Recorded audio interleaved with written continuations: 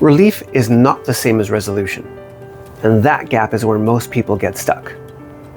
A lot of people aren't dealing with constant pain. They're dealing with recurring pain. It shows up, they treat it, it settles down, life feels normal again, and then it comes back. That cycle can go on for months, sometimes years. And eventually people start wondering, why does this keep happening?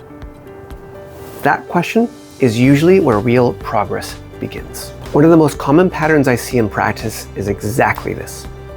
Someone is dealing with neck pain, back tightness, headaches, shoulder tension, sciatica, a recurring discomfort that keeps interfering with daily life. They try something, and to be fair, it helps. Maybe it's medication. Maybe it's rest, stretching, massage, time off from the gym. It's foam rolling, a new pillow. Maybe it's just pushing through and hoping it settles down. And for a short time, it feels like it's working. The pain quiets down. Movement feels easier, sleep improves. Work becomes more manageable. Life goes back to normal. And naturally, people think, great, problem solved. But then, a few days later, it returns. Or a few weeks later. Sometimes it comes back in the exact same place. Sometimes it shifts.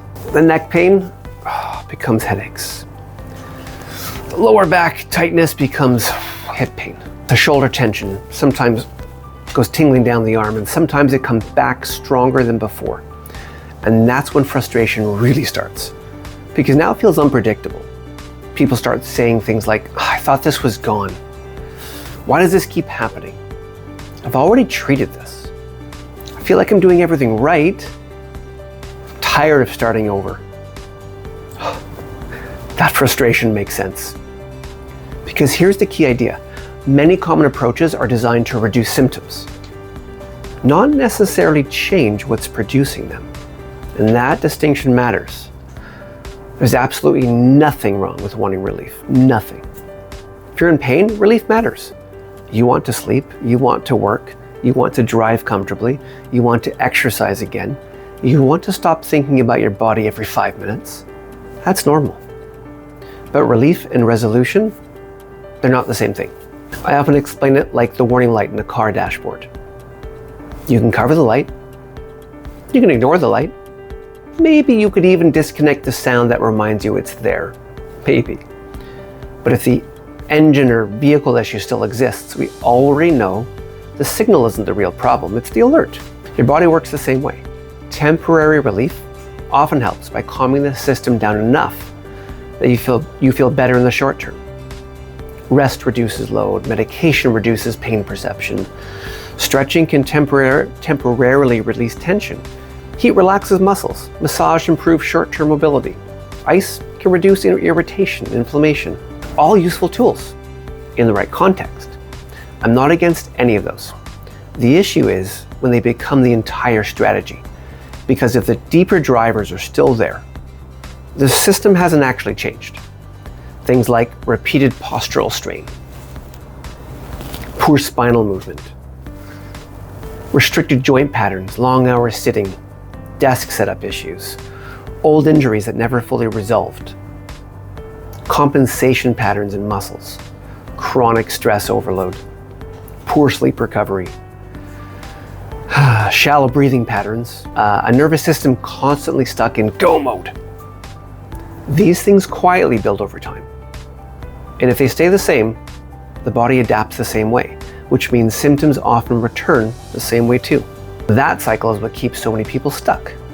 Not because they're doing something wrong, not because they're broken, but because the approach is only addressing one layer of the problem.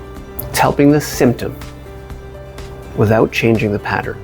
That's where the shift happens. Instead of only asking, how do we calm this down?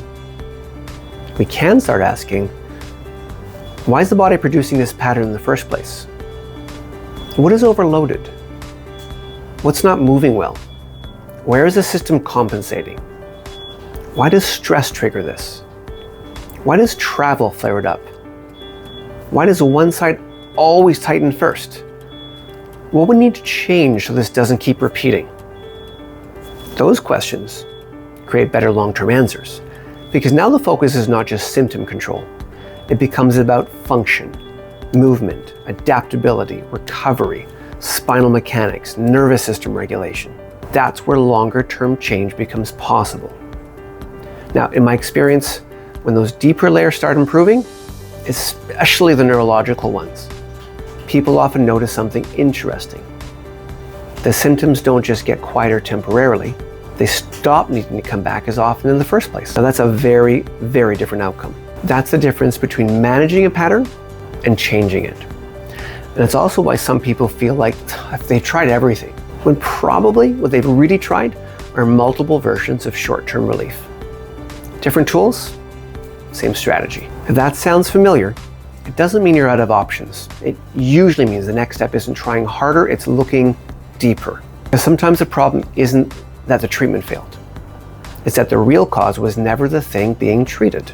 If this pattern sounds like what you've been dealing with, and you're tired of things helping only for a short time, comment HEAL below. We'll get in touch with you ASAP to book a complimentary discovery call. We can talk about what's actually driving it, whether I can help. And if I'm not the right fit, I'll point you in the right direction.